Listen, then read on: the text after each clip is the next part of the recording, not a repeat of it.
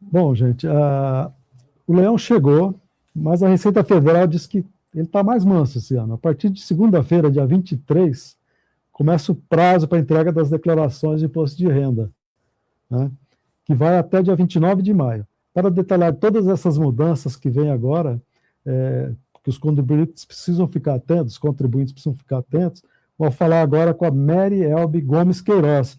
Ela é advogada tributarista, formada em Direito pela Universidade Federal de Pernambuco e doutorado em Direito Tributário pela PUC de São Paulo.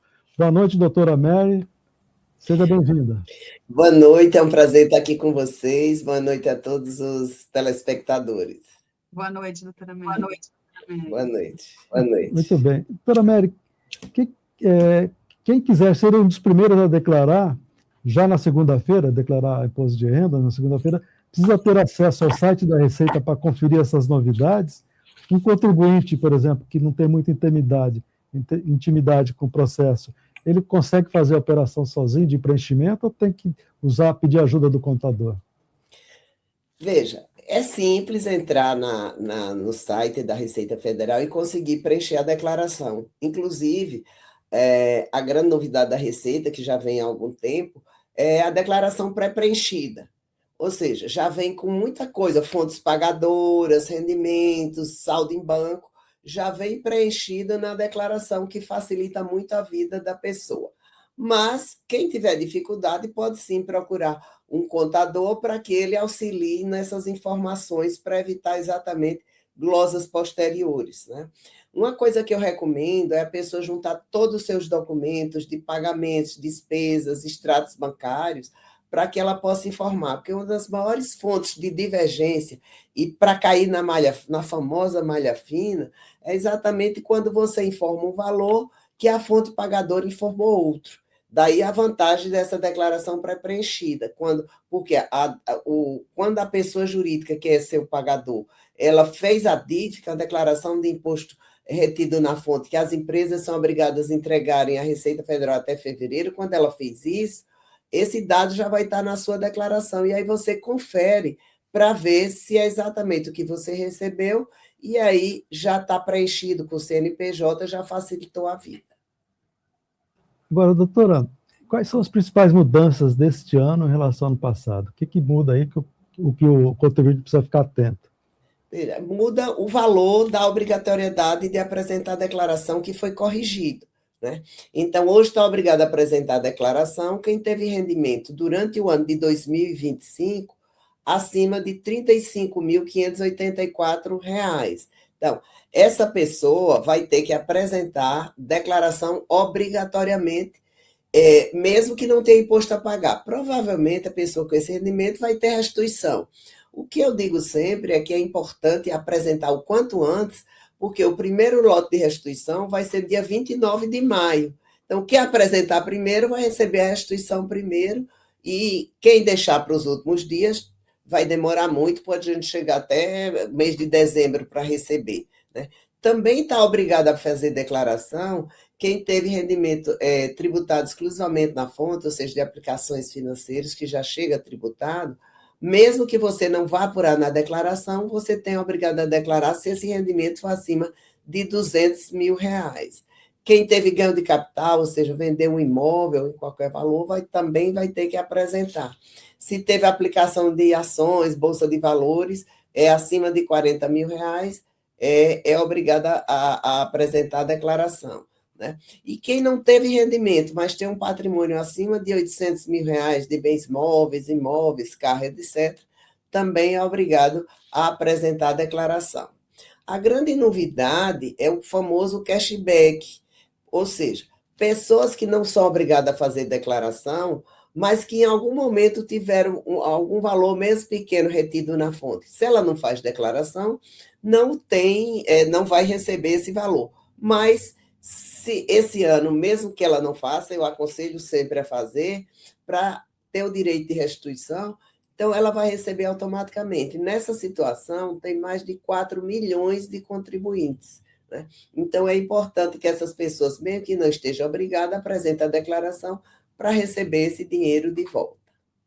Agora, doutora Mary, eu ia perguntar exatamente sobre essa novidade, né? O projeto piloto do cashback. Como é que esse mecanismo vai funcionar?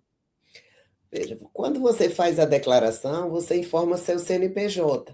Então, automaticamente, a Receita Federal vai identificar que houve alguma retenção na fonte por essa declaração pré-preenchida e ela vai lhe devolver esse valor a partir do dia 15 de julho de 2026.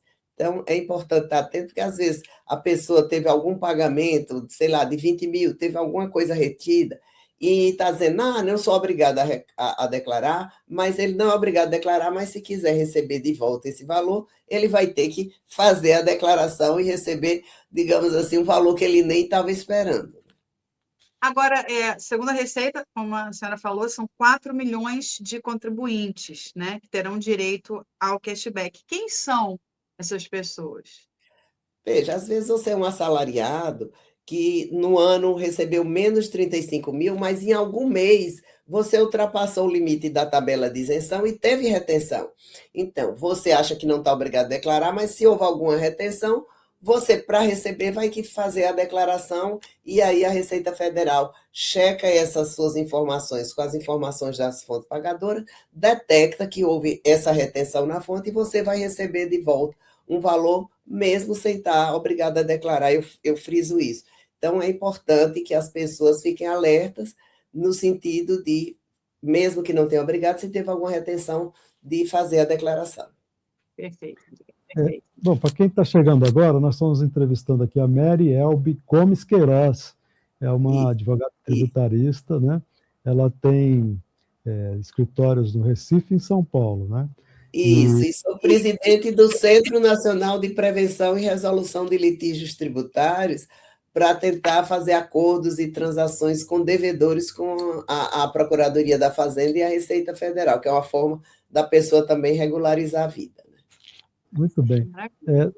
Doutora Mary, dessa vez uma novidade importante é quem faz apostas de bets, né?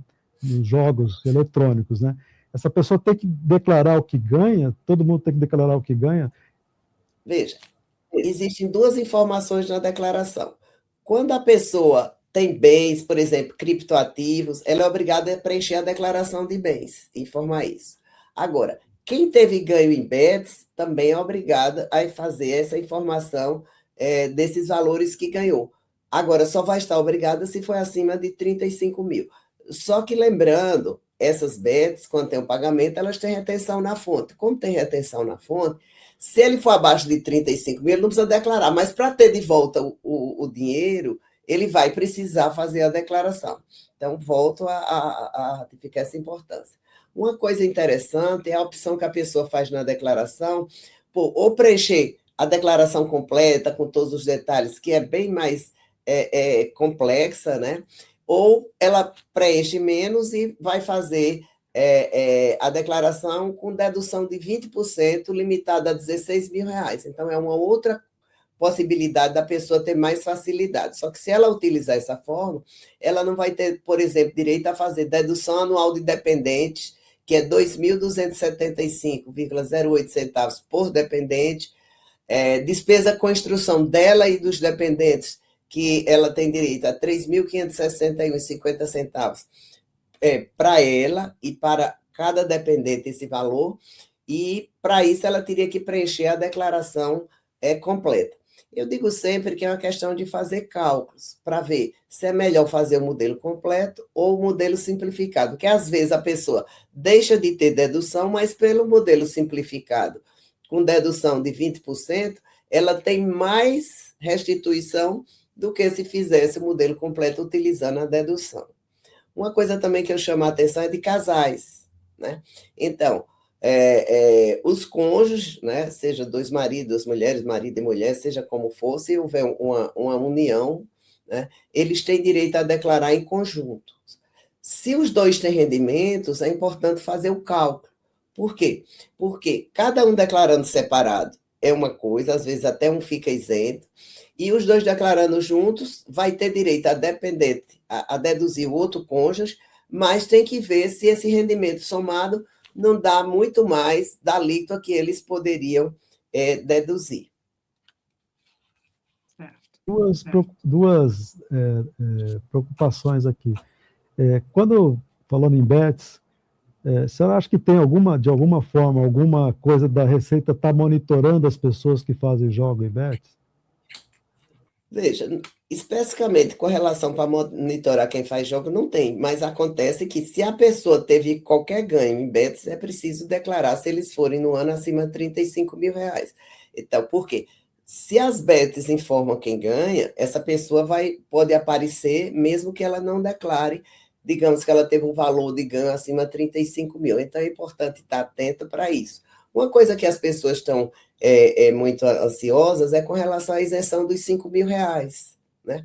Ela não vale para essa declaração, que essa declaração ela diz respeito ao ano passado, que terminou em 31/12/2005. A isenção de 5.000 é a partir de janeiro de 2006, ou seja, vai ser na declaração de 2027. Aliás, Brenda, só deixa eu fazer um complemento, porque essa era uma pergunta que eu ia fazer para a senhora, dos R$ 5.000, né? Quem ganha até 5 mil vai ficar isento. E é só para o ano que vem, né? Agora, o presidente Lula, quando ele fez essa lei, ele fez assim com grande pompa, porque era um dos objetivos dele, até eleitorais, né? Porque o eleitorado dele é mais pobre e tal, e ele queria atingir esse núcleo aí. O senhor acha que, de uma forma ou de outra, a pessoa, quer dizer, que está nessa faixa, ela pode se sentir um pouco assim, chateada com isso, ou ela já sabe que é só para o ano que vem mesmo? Veja, muita gente ainda está pensando que vale, mas não vale para essa declaração, porque essa declaração é do que tinha a situação até 31 de dezembro. E, infelizmente, ela se ganhou até 5 mil o ano passado, esse ano ela estaria isenta, mas no ano passado ela vai ter imposto a pagar ou a restituir, depende dos dependentes que ela tenha na declaração, né? Mas essa lei dele foi para esse ano a partir de 2026.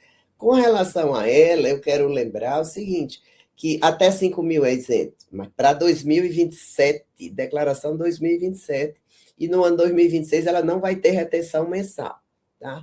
Mas até 5 mil tem isenção, de 5 mil até 7.350 vai haver tributação, mas tem um fator redutor, tá certo? E acima de 7.350 ela não vai ter redutor nenhum. Então, para esse público de 7 mil, acima de 7 mil, provavelmente vai haver um aumento de tributo também. Tá certo. Germano, eu queria fazer a pergunta. É com você agora, né? Bom, dessa vez a Receita começará o processo das restituições antes do normal, e o prazo para o pagamento das restituições também vai ser menor. Quando as pessoas começarão a ser restituídas, doutora Mary? Veja, o primeiro lote é dia 29 de maio, o segundo lote é 30 de junho. Agora, atenção, para receber esse lote, a pessoa tem que entregar o mais urgentemente possível a declaração, porque senão depois vai acumulando muito, né? São milhões de declarações, e aí não se consegue ter essa restituição muito rápido. Então, eu aconselho que entregue o mais rápido possível, agora a partir do dia 23, né?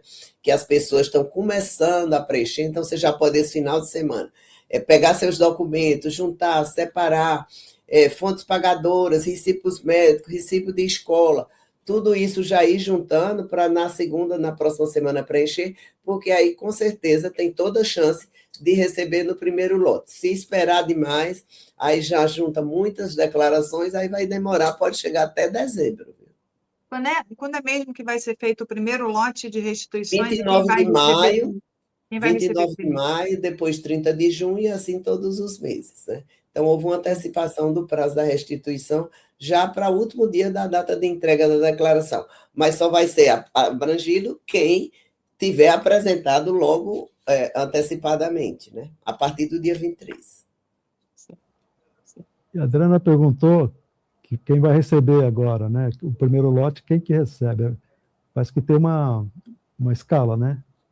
Mas recebe quem entregar primeiro. Essa é uma das regras bem, bem interessantes. Por quê? Porque a pessoa que deixar para entregar no último dia, na última semana, com certeza não vai receber nesse primeiro lote. Quem tem mais idade, mais idoso, também recebe primeiro? Acima de 70 anos, normalmente acima de 70 anos tem um privilégio, que tem uma lei de preferência, mas ela, para ter esse direito, veja, se o primeiro lote vai ser dia 29 de maio e o último dia de entrega da declaração é 29 de maio, então quem entregar no último dia, com certeza, não vai estar nesse primeiro lote. Por isso que eu aconselho antecipar logo a entrega dessa declaração. Tá. E agora, doutora, anteriormente, em outras entregas de imposto de renda, você fazia em as restituições eram em 5 lotes, né? Que eram pagas. Agora vão ser menos lotes, né? Só 4, é isso?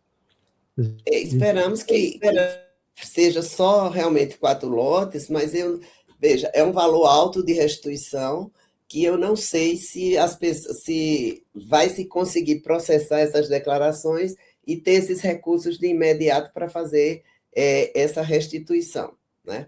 Porque uma das coisas que está se esperando é que, como vai ter isenção de 5 mil, muita gente vai ficar sem pagar, né? Tá?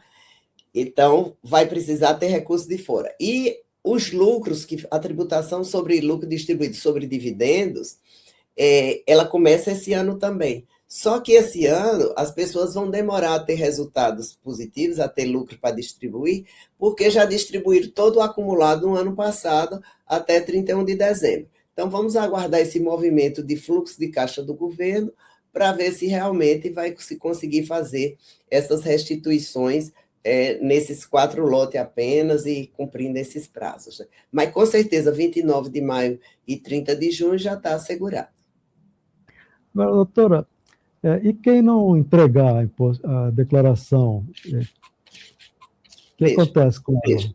Existe uma multa, né, de R$ 165 se a pessoa não tem R$ 165,74, se a pessoa não tem imposto a pagar, mas se tiver imposto a pagar é 20% do imposto de renda devido, não é a pagar, aliás, é o imposto de renda apurado como devido, mesmo que ela não tenha a pagar, mas se ela teve imposto de renda devido, por que ela não teria imposto a pagar? Porque ela teve retenções na fonte que vão ser compensadas, e aí pode ser que não resulte pagamento. Mas se ela tem imposto devido e atrasar, ela vai pagar 20% do valor desse imposto, no mínimo R$ 165.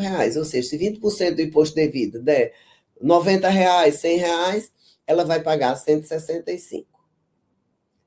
O que acontece com a pessoa, por exemplo, se eu não entrego a declaração de imposto de renda, o que acontece comigo? Eu tenho alguma penalidade? Eu sou obrigado? Além da multa, né, a pessoa fica com o CPF pendente de regularização.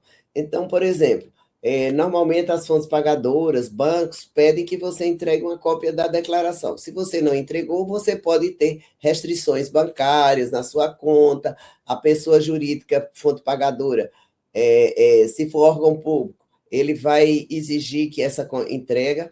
Então, o ideal é estar regular, né? E não pagar a multa, entregar no prazo, né? E nesse prazo você cumprir sua obrigação, que aí não fica sujeito a nenhuma penalidade. Germana, tem uma pergunta. Perdão, vai Pode falar, Adriana. Eu tenho uma pergunta aqui para a doutora Mary, para os leigos em imposto de renda, né? Tem muita gente, 600 vezes numa mesa com muitas mulheres, e aí boa parte diz assim, mas olha, não tenho ideia de como começar, não tenho ideia de como fazer isso. O que a senhora sugere para quem não entende nada de imposto de renda, para o leigo, né? Por onde ele começa? Qual é o primeiro passo? Acho que isso é uma pergunta que muita gente tem, né? Para começar, ele tem que saber se ganhou mais de R$ 35 mil, teve patrimônio de 800, ou seja, está naquelas condições de obrigatoriedade. Porque se não tiver, ele não é obrigado. Mas ele pode pedir um apoio de um contador, um assessor, etc., até um amigo que tenha mais conhecimento, e ele vai dizer se está obrigado, se está tudo certo, mas tudo passa por começar a juntar a documentação ou seja, de tudo que você ganhou, né? Porque às vezes você esquece um rendimento e depois você cai na malha fina e vai receber uma multa e uma cobrança desse imposto corrigido que você deixou de pagar.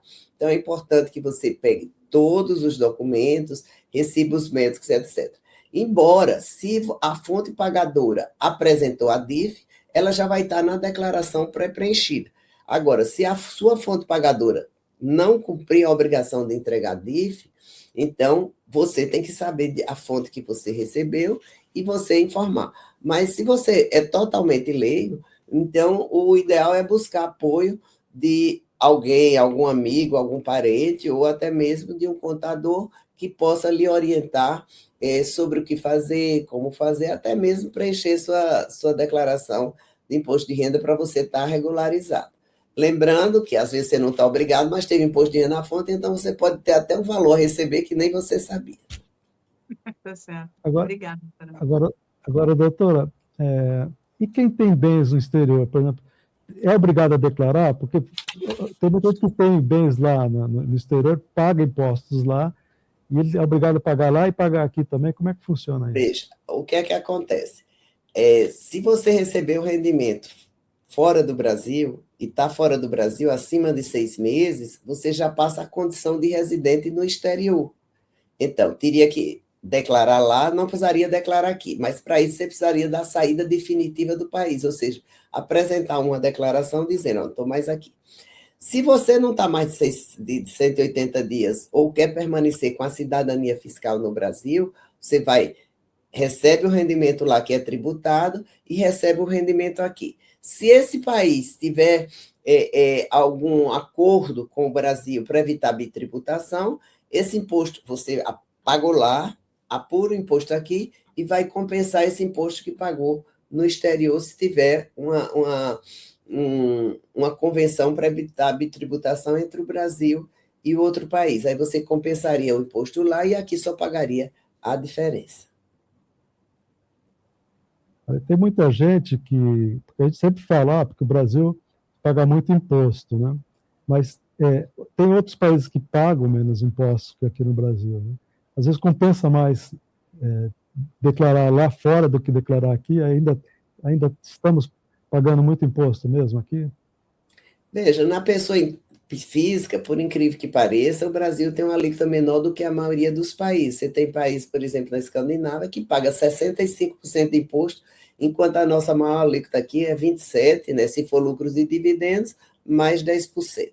Mas, então, seria menos. Só que para a pessoa declarar lá no exterior, precisa estar no exterior, precisa dar saída definitiva no Brasil e também porque, veja, ele continua sendo brasileiro, mas a cidadania fiscal, se ele passou mais de 183 dias no exterior, ele é obrigado a declarar lá, tá? E para deixar de declarar no Brasil, teria que ter uma saída definitiva. Só que tem que fazer uma conta, eu digo sempre, imposto é muito conta que você tem que fazer. Por quê? Se a pessoa da saída do Brasil vai declarar e continua recebendo rendimentos aqui, a pessoa que tem cidadania fiscal em outro país, ela tem uma tributação maior na fonte, tá certo? De 25% sem direito a desconto. Então, é importante fazer um planejamento para ver se é melhor da saída definitiva, se é melhor ser considerado brasileiro e trazer a renda de lá para ser tributada aqui e compensar um imposto lá, ou não. Então, assim, é caso a caso, né? E a pessoa vai fazer a conta como é melhor. Por exemplo, o casal, marido e mulher, melhor declarar junto ou declarar separado? Também é a questão de fazer conta para ver. Porque quando eles declaram junto, um é dependente daquele que está declarando. E aí tem uma dedução pela despesa de dependente. Mas, às vezes, juntando os dois rendimentos, ela fica maior. Uma outra coisa também são as pessoas divorciadas que recebem pensão, né? Então, a pessoa que recebe pensão é considerado como rendimento da pessoa que recebe.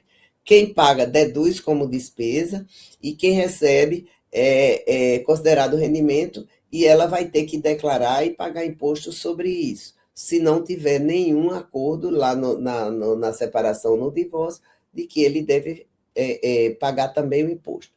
Uma coisa também é a questão seguinte, se A mulher, geralmente, é o que acontece. Se divorcia e fica com os filhos. Os filhos passam a ser dependentes dela. Se a pensão é dos filhos, geralmente é melhor ela declarar separado para cada filho, tirar um CPF e declarar, do que pegar o rendimento da pensão dos filhos e juntar com o rendimento dela, se ela tiver rendimento. Porque pode se juntar tudo, mesmo tendo dedução de dependente para cada um, pode ser que ela termine pagando mais imposto. Então, nesses casos que é importante obter auxílio, que é importante ela se entender um pouco, fazer as contas. É melhor eles declararem comigo ou declarar cada um separado com o seu CPF. Porque, às vezes, eles declarando separado, por exemplo, o limite é 35 mil. Então, a pensão teria que ser mais de 35 mil. Então, se a pensão for 30, é melhor cada um declarar separado do que ela juntar com a dela, porque 30 de pensão, mais a pensão dela, digamos, que seja 20 e 30, já soma e já ultrapassa. E aí ela teria imposto. Então, é importante fazer esses cálculos para ver como vai dar um menor valor de imposto a pagar ou como vai dar uma maior restrição. Outra coisa, doutora Mary, você, muitas vezes, a empresa, já aconteceu comigo isso, a empresa declara um valor, às vezes centavos, e você declara um outro valor, porque você teve o contra-cheque veio ali com um valor errado ali. Já tive até malha fina por causa disso, por causa de um centavo ali. Quando isso acontece, a empresa normalmente deixa você se virar com o problema, né? Como é que a gente faz? Tem que conferir direitinho, inclusive no contra-cheque, se tem que pôr o valor exato que veio ali, exatamente para evitar esses conflitos e não ter dor de cabeça. Exato, porque o que é que acontece? No caso de cair na malha fina, você é que vai ter comprovar quanto recebeu. Então, você tem que ter cuidado se o que está no contra-cheque é o que você recebeu efetivamente, porque às vezes a empresa não depositou tudo. E aí você consegue provar o seguinte: peraí, está aqui, mas eu não recebi esse valor, certo? Mas eu aconselho que sempre faça uma conferência entre o que a empresa informa e o que você efetivamente recebeu. Por quê? O que ela efetivamente informa, ela vai apresentar na DIF, né? E aí pode ser que não case isso e você caia no caso da malha fina, às vezes por valores super pequenos, né? Então, é uma vantagem a declaração pré-preenchida, porque se a fonte pagadora informou a DIF, ela já vai ver a sua declaração com esse valor pré-preenchido.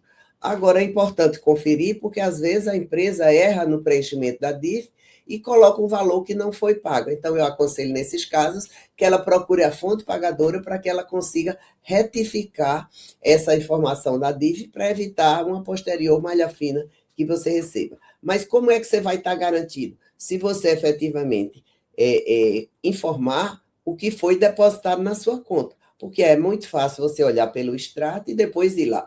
Ela informou ela informou 20, mas aqui eu só recebi 18. Como é que você prova isso? Com o depósito bancário que está lá no seu extrato. Uma outra coisa, não sei se você tiver alguma coisa, Adriana, pode perguntar e me interrompa, mas eu tenho uma outra dúvida aqui. Uma questão que sempre, às vezes, sempre não, mas acontece ainda, é a questão de recibo médico, né? Porque às vezes você declara um pagamento médico e aí o médico não declara esse valor. Acontece às vezes, né? Hoje eu não sei se ainda tem, mas eu já tive esse caso. Você declara o valor que pagou para o médico, mas o médico não declarou, por uma razão ou por outra. E isso acaba dando também malha fina, né? Ainda existe isso? Como é que acontece? Existe. Porque, na realidade, você tem que apresentar a nota fiscal do médico, não é só o recibo, né? E se ele emitiu nota fiscal, ele é obrigado a pagar aquele imposto, né? E se ele não pagou, aí é problema dele. Você vai poder utilizar a dedução, porque você prova que você pagou e prova que tem a nota fiscal. Se for recibo, você corre o risco de cair na malha fina, porque o recibo não tem tanta validade, né? Porque já aconteceu muito de vários profissionais dizer que é com recibo, sem recibo, e a pessoa paga um valor menor, só que depois ela informa, e aí o médico não declarou porque houve uma combinação. É errado esse procedimento, é ilegal, ninguém deve se submeter a esse tipo de negócio, tá? Por quê? Porque ela pode deduzir todo o valor pago como despesa médica na declaração dela para ter uma restituição. Tatiana, você tem mais alguma pergunta a fazer para a doutora Mary? Não, eu acho que talvez as pessoas que têm MEI, né? Acho que é interessante falar também sobre o MEI. As pessoas que têm MEI, elas são consideradas como pessoas jurídicas para fim de pagar o imposto, mas o rendimento, aí já pagou o imposto da MEI, né? Que é um valor mensal, então ela vai, e tem o CNPJ, e ela vai informar o rendimento da MEI na declaração. Mas aí, no caso, ela não tributa mais, porque já foi tributada como MEI. Perfeito. Perfeito, doutora. Muito obrigado pelos esclarecimentos, muito interessantes, muito pontuais. Espero que os nossos telespectadores tenham ficado satisfeitos com as suas explicações. E estamos chegando, então, ao final do nosso BCTV. Eu, Germano Oliveira, aqui em São Paulo, e a Adriana Black, no Rio de Janeiro. Nos despedimos, agradecemos muito sua participação, obrigado, e pela audiência de todos também, pela participação. Obrigado e boa noite, doutora. Obrigada e fica à disposição. Boa noite, doutora. Boa noite, doutora.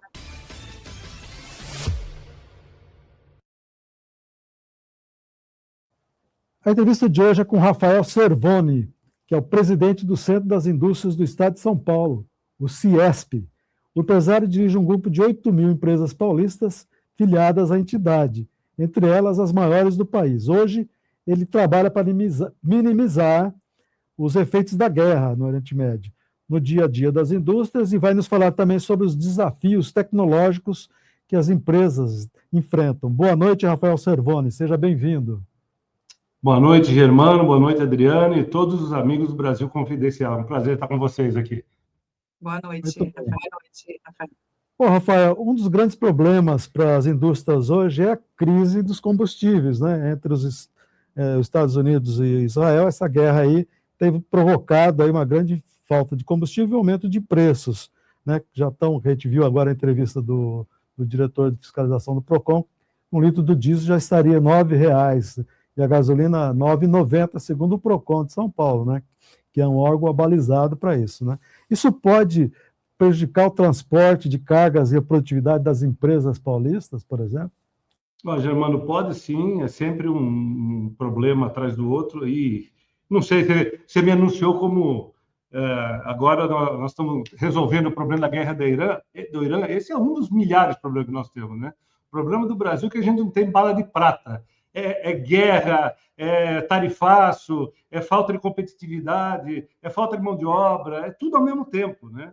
Eu acho que um dos maiores problemas... Vamos falar sobre todos os outros problemas não, também. Vamos falar sobre tudo. É que eu sou do caipira do interior de São Paulo, eu sou de Santa Bárbara do Oeste, e a gente tem uma frase lá que, às vezes, não bastasse a queda, ter o coice também, né? Então, é tudo isso ao mesmo tempo. É queda, é coice, é tudo ao mesmo tempo. Então, assim, agora nós estamos enfrentando mais esse problema. Eu acho que tem um problema de potencial desabastecimento, mas tem muita especulação também. Já comecei a ver muito aumento de preço antes do problema virar um problema de verdade.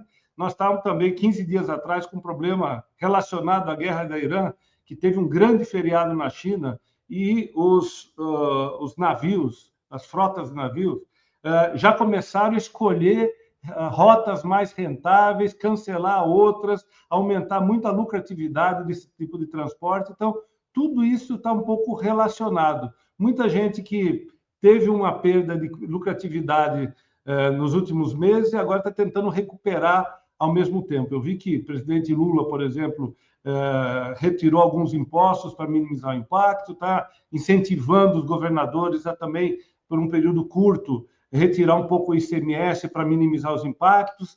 Às vezes, também, essas questões estão muito mais relacionadas a questões eleitorais do que as questões de resolver efetivamente o problema. Então, nós temos que tomar muito cuidado nesse momento. Agora, é um risco, obviamente, real, né? Nós já estamos enfrentando crises potenciais de desabastecimentos com a guerra do Irã, realmente.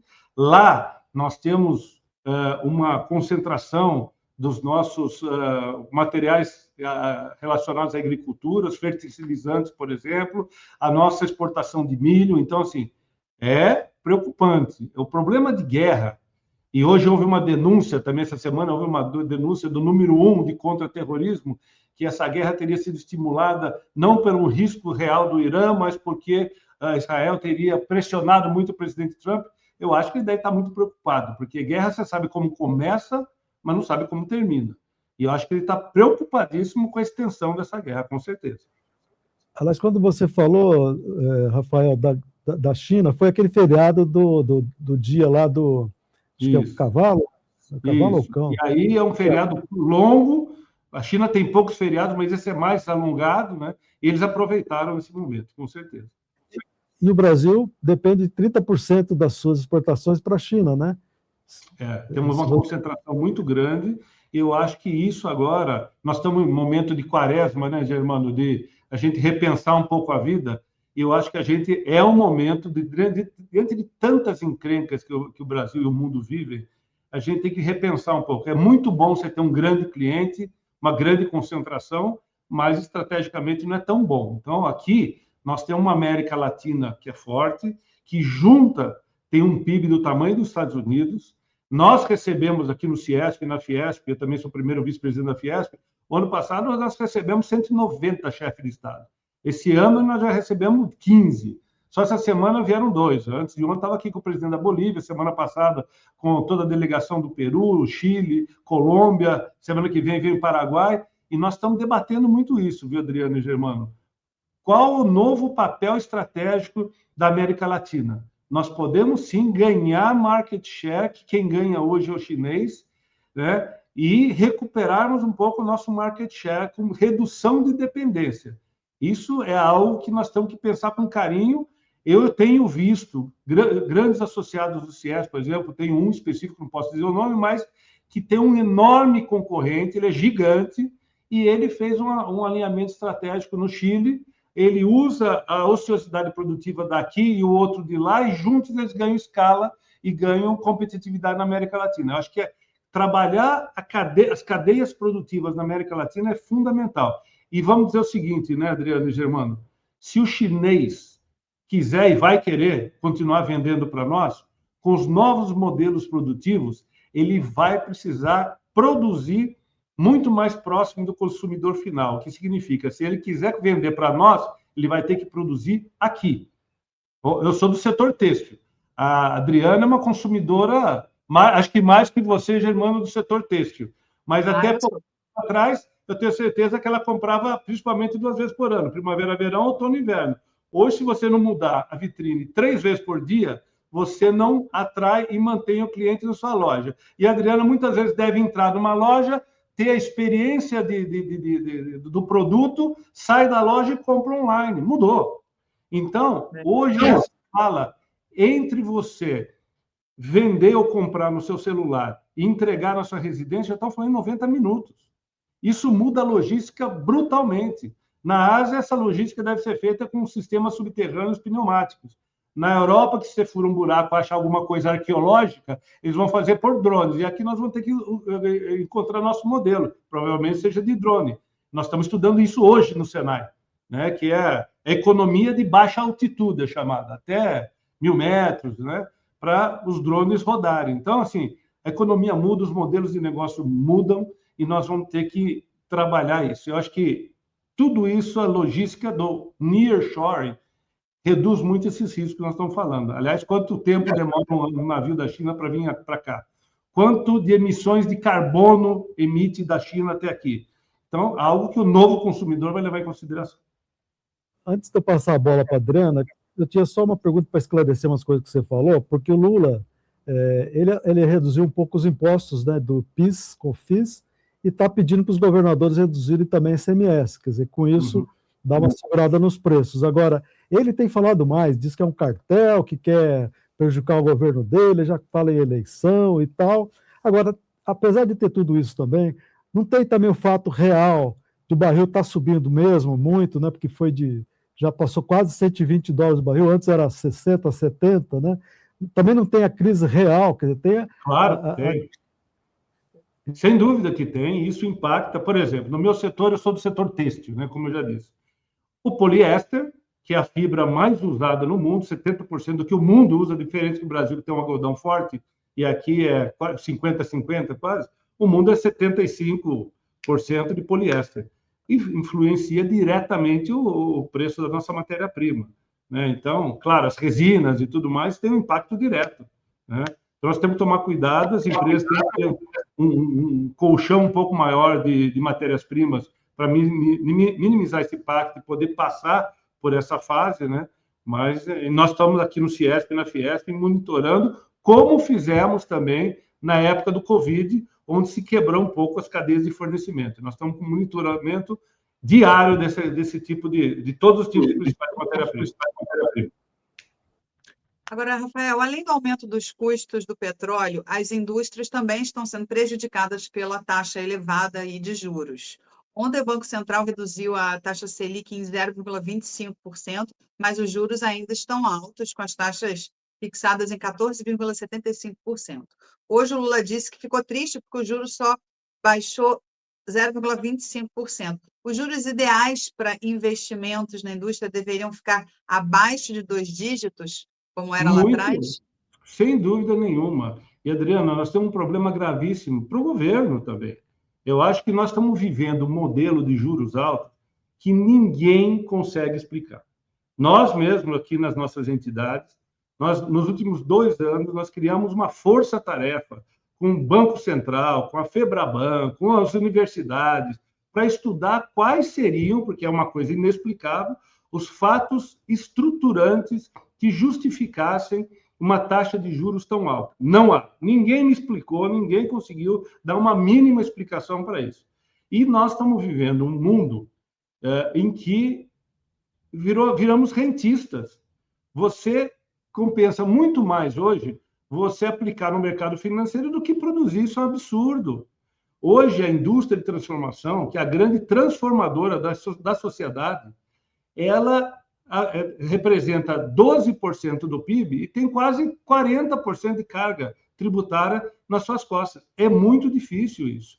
O próprio governo, com juros e amortização da dívida, isso representa 43% do orçamento, dá quase 2 trilhões de reais que o governo gasta por conta da dívida. Isso é uma coisa de doido. Nós estamos no modelo errado. E se quisermos comparar com os nossos concorrentes mais próximos, a gente vai ver o seguinte: os países da América Latina que utilizam meta de inflação, eles têm normalmente uma inflação mais alta que a gente e uma taxa de juros muito mais baixa.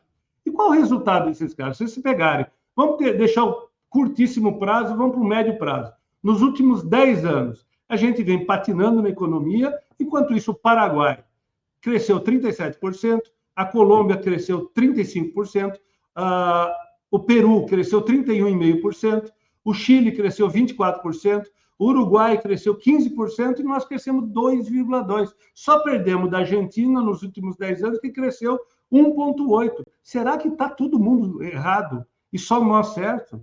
É muito ruim. E a economia mudou. Nós estamos, sim, numa concorrência desleal com os outros países da Ásia, especialmente, que a gente não concorre, um país, Germano, uma empresa brasileira, não concorre com uma empresa chinesa.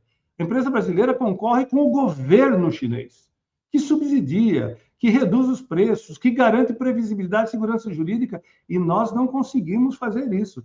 Então, eu tenho uma conta interessante. Se você pegasse, em 12 anos, R$1 bilhão e aplicasse na indústria, você teria uma taxa de retorno de 61%. Se você aplicasse no mercado financeiro, você teria de 113%. Então, quem em sã consciência, num país complicado como o Brasil, vai arriscar o seu patrimônio para investir? E a taxa de investimento nossa está baixa, né? Nós precisamos crescer esse investimento. E concorremos com países que facilitam sua vida. Países que dobraram o PIB per capita ano. Em até 15 anos, só o fizeram com uma participação da indústria no PIB acima de 20%. E eles crescem.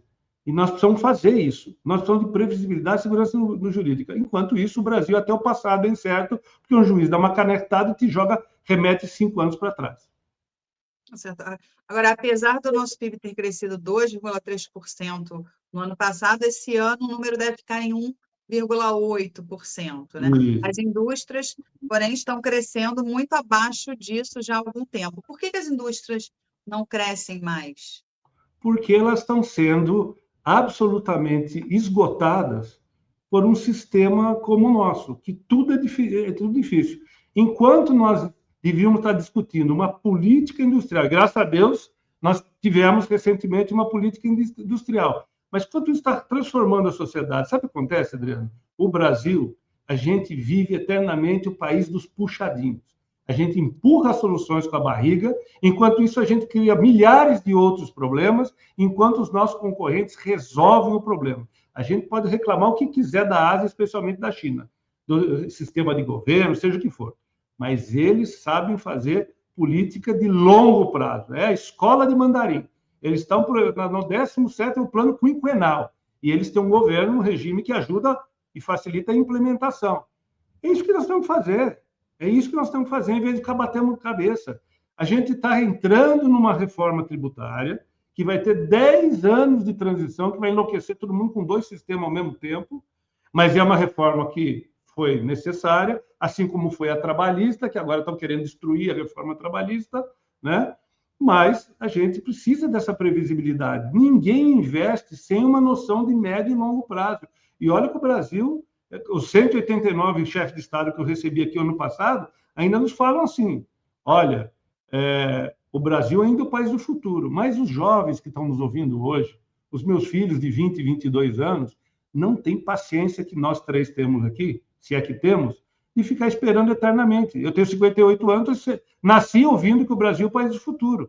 Se a gente quer atrair e reter os jovens talentos nossos em todas as áreas, nós precisamos mostrar uma luz no fim do túnel. Nós precisamos decidir que não é normal empurrar problema com a barriga. Nós temos que resolver os nossos problemas.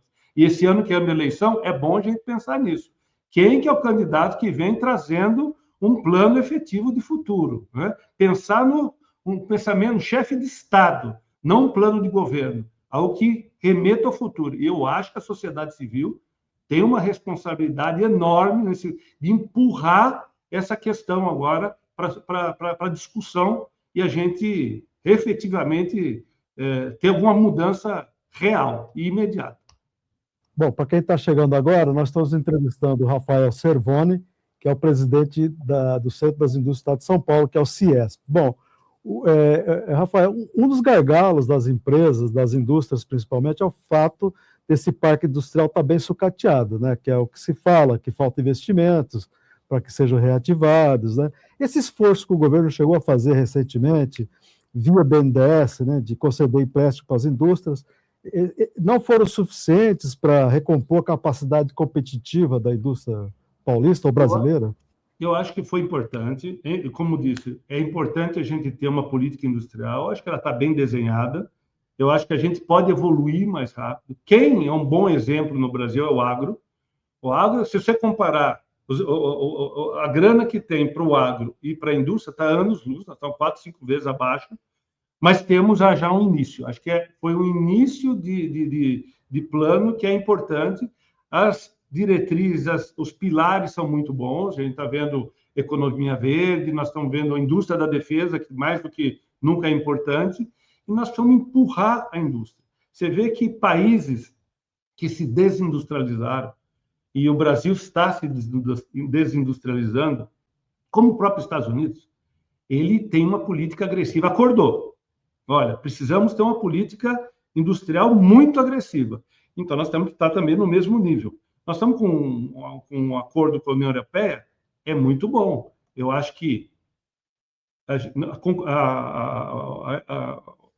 a economia, o fluxo de comércio, né, entre Brasil e União Europeia, pode trazer bons frutos, até porque a União Europeia ela está encolhendo populacionalmente, ela está envelhecendo e ela já não consegue suprir, porque 90% do fluxo de comércio é intra-Europa, né? arrependida está a Grã-Bretanha que saiu do bloco, né, não sabe o que fazer agora, e eles enxergam no Brasil 200 e tantos milhões de habitantes, como o resto do mundo também, e o chinês, que está com uma superprodução, está desovando de tudo aqui. Então, pode ser muito complementar. O que se produz aqui, o que se produz na Europa, é muito complementar. Nós podemos fazer acordos de transferência de know-how, de tecnologia, de inovação, de mão de obra, inclusive. E vamos lembrar que, com toda essa defasagem industrial que você lembrou nos investimentos, Germano, a indústria é responsável por 70% da inovação, da pesquisa e desenvolvimento do Brasil. Se a gente desindustrializar ainda mais, nós estamos ralados. E os países como os Estados Unidos, que se desindustrializaram, o fizeram com uma renda per capita ano acima de $30 mil. Nós estamos anos-luz atrás disso, estamos primeiro desindustrializando antes de aumentar a renda per capita. É um risco enorme para o país.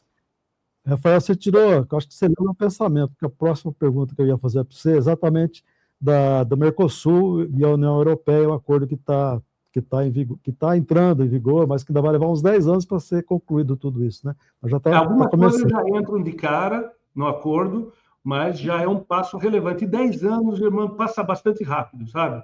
E eu acho que muita coisa os setores vão acelerar nesse meio tempo. E a gente está preparado, a indústria paulista, está preparada para enfrentar esse desafio, porque a gente vai disputar aí com países também desenvolvidos, a Alemanha, você tem, né, a própria Grã-Bretanha, você tem França, Itália, etc., né? É um peso pesado, né? A gente tem condições de enfrentar essa competitividade, esse desafio aí?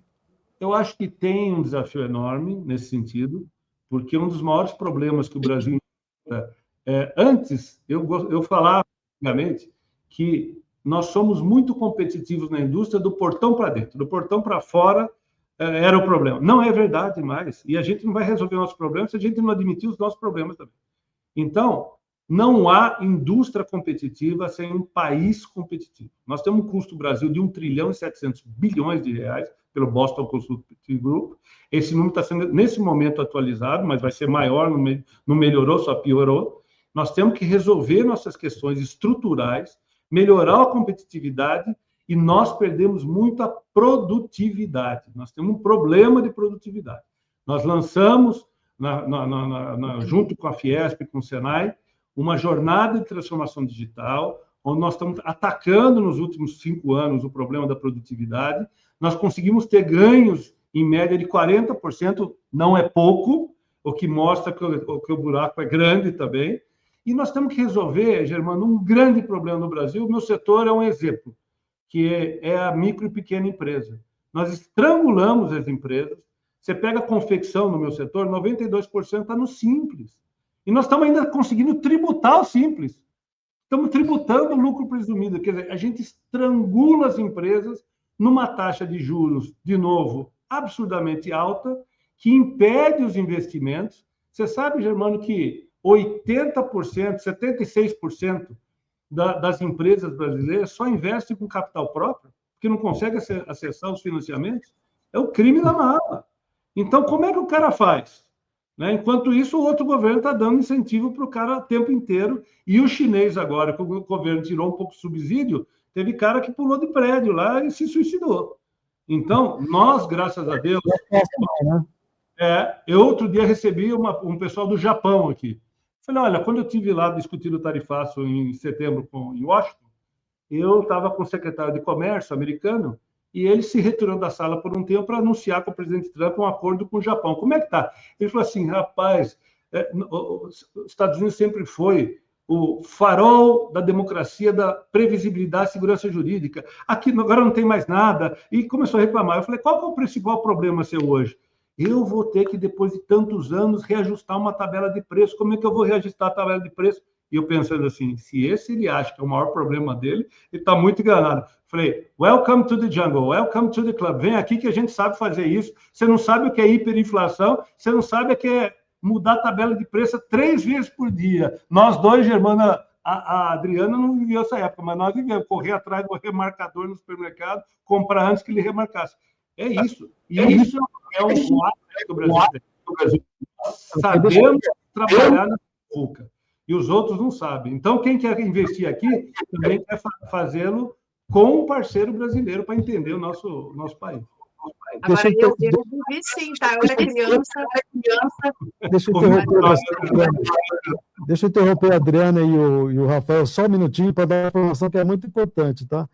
O ministro do STF, André Mendonça, autorizou agora a transferência do banqueiro Daniel Vorcaro, lá do Banco Master, para a carceragem da Polícia Federal lá em Brasília, para dar início ao processo de delação premiada. Vai começar. Salve-se quem puder, hein?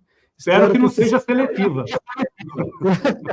E que esses solavancos todos não abalem ainda mais a nossa paz, a nossa estabilidade econômica e política, né? Mas continua Eu aí, acho que Adriano. esse é um ponto, Germano, importantíssimo, né?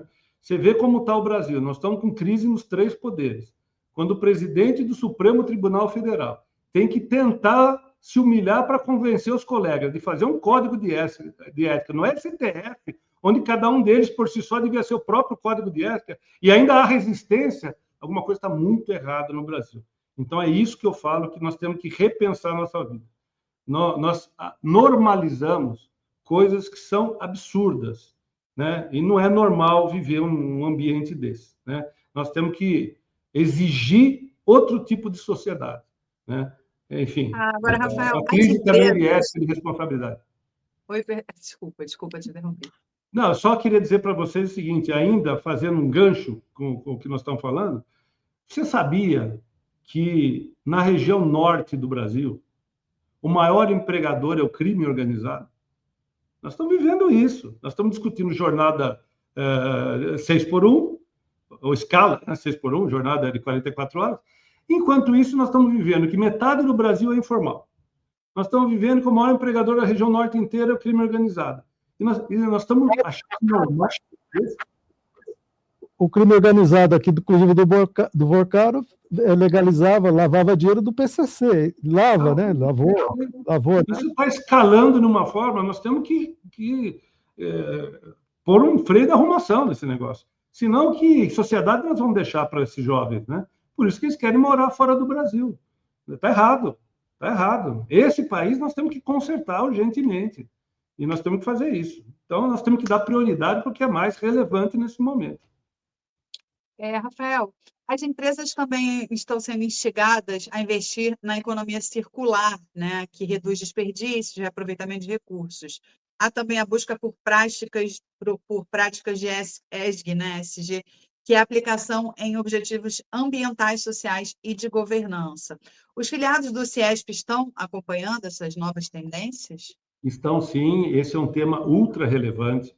Isso tem a ver também com o novo modelo de comprador, né? Porque esses jovens que dominam hoje a economia e compram muito online querem saber também a origem dos seus produtos.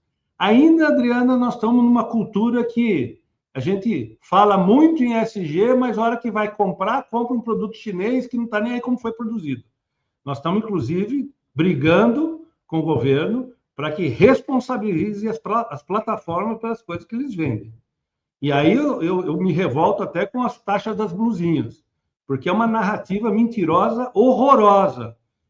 As plataformas pagavam 60% de imposto, como nós no Brasil pagamos para produzir aqui. De repente, com pressão de primeira-dama, porque recebeu uma pressão nas mídias sociais, zerou. Então, você tinha 60, volta para 0. Depois de muita gente bater cabeça, volta para 20. E de 0 para 20, nós criamos uma taxa de blusinha. Como assim? Falta 40 ainda, né? Eu sou contra o protecionismo. Eu acho que a gente tem que resolver nossos problemas, mas eu não abro mão da isonomia competitiva. Então, mas é para baixar o preço e para o povão comprar mais barato. Ótimo, tira nossos 60%. Nós vamos vender mais barato também. E aí vira livre concorrência. Então, tem que tomar muito cuidado com isso. Agora, é um mundo em transformação. Nós temos nas nossas unidades do Senai unidades específicas para novos materiais. Isso impacta muito grande. Eu vou, de novo, remeter ao setor têxtil, para que todo mundo entenda de maneira mais didática. Mas, hoje, uma das discussões no meu setor é: nós vamos costurar roupa ou nós vamos imprimir roupa? Porque a manufatura aditiva 3D está crescendo. E se isso bombar, nós vamos ter um novo modelo de negócio também, onde você vai comprar, Adriano, um designer de qualquer lugar do mundo e vai imprimir na sua impressora na sua casa. E a hora que você for dispor da tua roupa, nós vamos mandar para sistemas que já estão projetados, onde você destrói essa roupa, forma um chip de novo e imprime outra vez. E vai ser um modelo misto, né? Nós temos um algodão de altíssima qualidade, com alta rastreabilidade no Brasil, né? E que a gente pode trabalhar um modelo misto. Então, a economia circular é muito importante. Eu sou engenheiro de formação, engenheiro têxtil, inclusive. Quando a gente projeta uma roupa, a gente já está projetando, pensando na destinação final do produto. E o Brasil ainda dá show nesse assunto, porque diferente dos Estados Unidos, de nações ricas, que, como o americano, compra e daqui a pouco descarta, compra para experimentar, não gostei, joga no lixo, a gente não faz isso, porque somos um país ainda pobre. Então, a roupa vai do irmão para o outro irmão, depois a gente vai para o brechó, depois a gente vai reaproveitando tudo, depois vira um pano de chão, a gente vai até a exaustão do produto, né? Mas muitas das tecnologias de todos os setores industriais vêm das matérias-primas. E nós já estamos trabalhando matérias biodegradáveis, matérias que não impactam dessa forma. Eu estou, por exemplo, na minha entidade, não Ciesp, mas na Associação Brasileira da Indústria Têxtil, trabalhando os caixões de defunto, onde eles devem ser biodegradáveis também e tal. Então, é uma coisa irreversível. Eu acho que o Brasil, nós estamos trabalhando em que a gente mapeie as boas práticas das empresas, porque a gente é ruim de contar de marketing, de contar o que o Brasil faz, e se a gente for pioneiro, se nós formos pioneiros nesse assunto, nós vamos liderar esse processo no mundo. Eu acho que a gente tem tudo para isso, e nós temos uma população consumidora que vai empurrar essa questão mais do que nunca. Mas ainda falta um pouco de consciência do que a gente está comprando, porque às vezes, mas o preço, aquele negócio, né? Eu exijo tudo, mas compro lá a TV pirata, né? Então, precisa tomar cuidado. Bom, Rafael, mais uma coisa.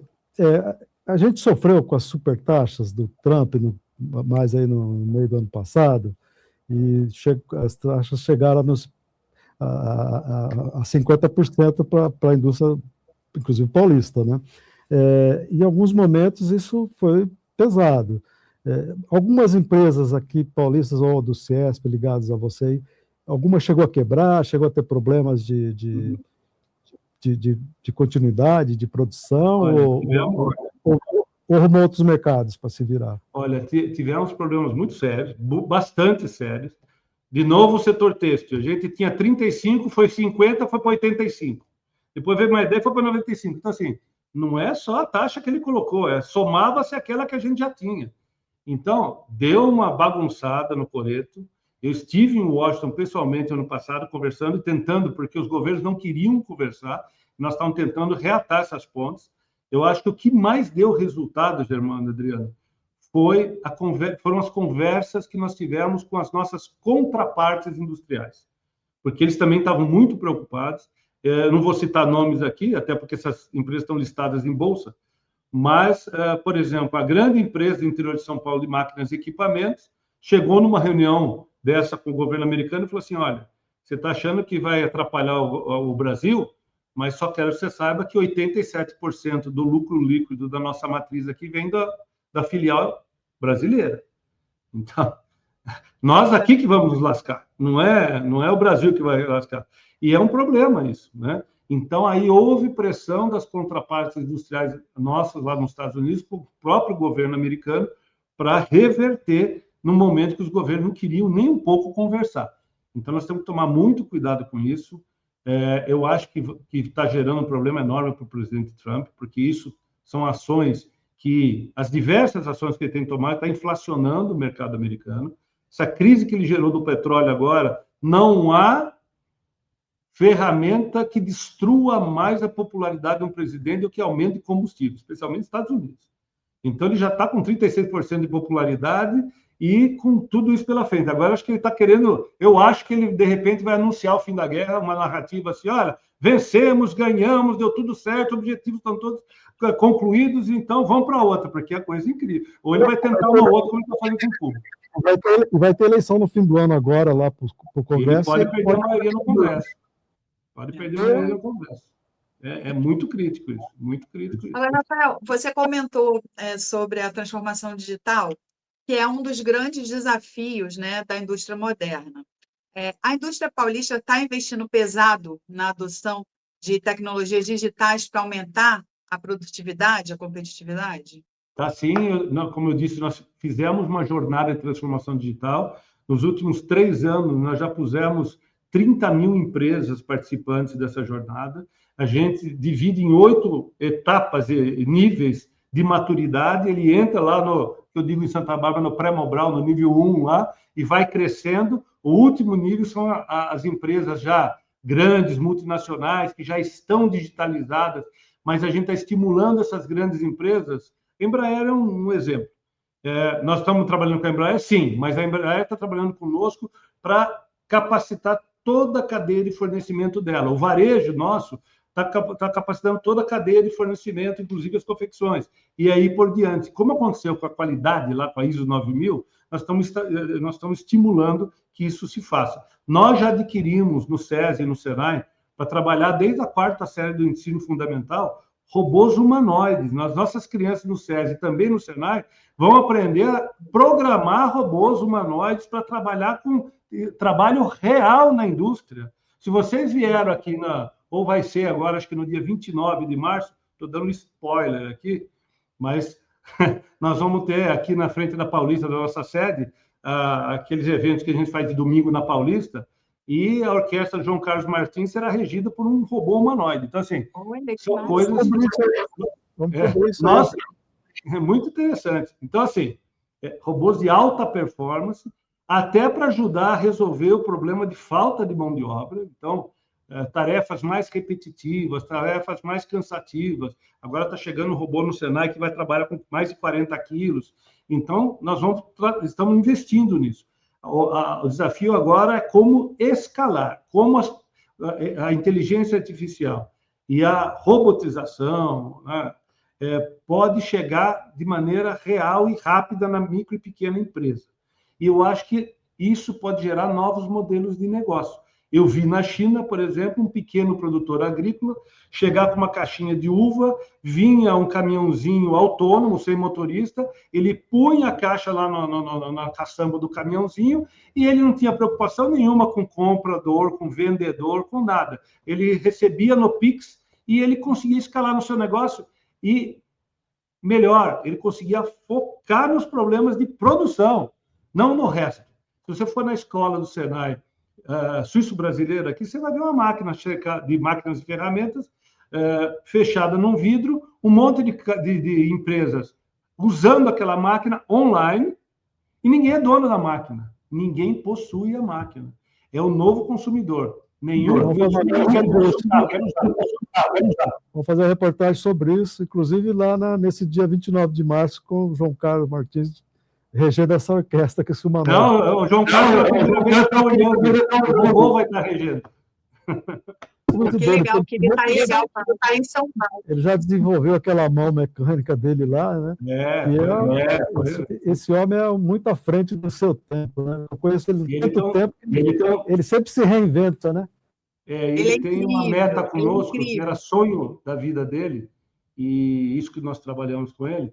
Ele já trabalhou mais de centenas de favelas, onde ele cria as orquestras baquianas, jovens lá, e a gente busca novos talentos. Teve um, inclusive, que hoje se formou conosco e está no Carnegie Hall. Né? Ele estava no interior do sertão da Bahia. Essa matéria aí, hein? Eu acho que isso aí vai dar muito sucesso. Depois a gente combina sobre isso. Bom, estamos chegando ao final da BCTV de hoje. E vamos aproveitar, então, para nos despedir do presidente do CIESP. Obrigado, Rafael Cervoni. Irmão, Adriano, é um prazer. Foi bom. Desde que vocês me convocarem, eu bato continente e bato correndo. É sempre um prazer. Muito obrigado, muito então, obrigada, Rafael. muito obrigada.